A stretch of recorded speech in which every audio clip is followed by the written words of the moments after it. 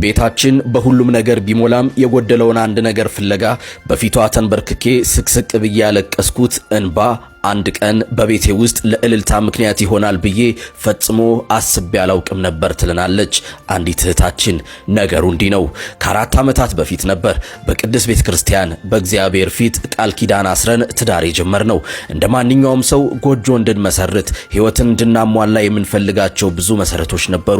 እኛም ትኩረታችን እሱ ላይ ነበር። ከልጅ በፊት ኑሮ በሚለው ሐሳብ ተስማምተን ከቤተሰብም ጫና ስላልነበረብን በርትተን ሰራን። ፈጣሪም አልነፈገንም። ያሰብነውን ሁሉ አሟላልን። ቤታችን በቁሳቁስ ሞላ።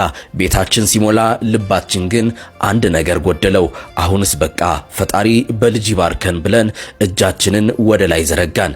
ግን ቀኑ ሳምንትን፣ ሳምንቱ ወርን ወልዶ 1 ዓመት አለፈ። ያሰብነው አልሆነም። ያኔ ተስፋ መቁረጥ ልቤን መግዛት ጀመረ። ቀስ ብላችሁ ትወልዳላችሁ ይሉኝ የነበሩ የቤተሰብ አይኖች አሁን ምንድነው ነገሩ በሚል የጥያቄ እይታ ይመለከቱኝ ጀመር።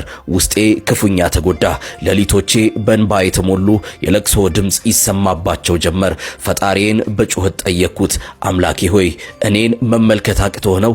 የኔ ነገር ከብዶ ነው? በፊቱ ተንበርክኬ ያለቀስኩ። ኪዳነ ምህረትን በጣም ነው የምወዳት። ብዙ ነገር እንዲያውርቼ የማልጨርሰውን ነገር አርጋልኛለች። አንድ ነገር ሲከፋኝ ሲጨንቀኝ አጠገቤ እንደተቀመጠ እንደ ሰው አድርጌ ነው የልቤን ሁሉ የምነግራት።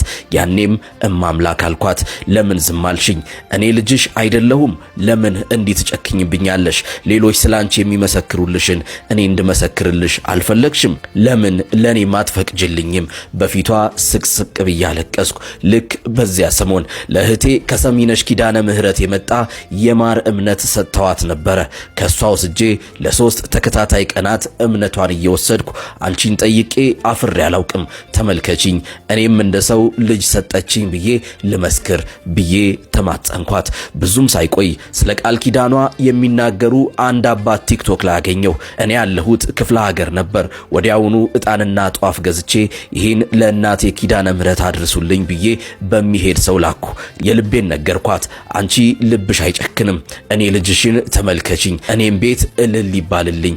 የኔ እናት ሳልነግራት የልቤን ታውቃለች። ከነገርኳትና ከለመንኳት 2 ወር እንኳን አልሞላኝም። የልቤ መሻት ተፈጸመ። ጩኸቴ በሳቅ ተለወጠ። እግዚአብሔር ይመስገን። ዛሬ በምልጃዋ ተጎብኝቼ የቆንጅዬ ሴት ልጅ እናት ሆኛለሁ። እናቴ ኪዳነ ምህረት ክብር ይግባት። ለኔ ደረሰች፣ ለናንተም ትድረስላችሁ፣ የልባችሁን መሻት ትፈጽምላችሁ በማለት በደስታ ተሞልታ መልእክቷን ልካልኛለች። እናንተም እንኳን ደስ አለሽ በሏት። ዛሬን ለነገ እንኑር። መልካም ጊዜ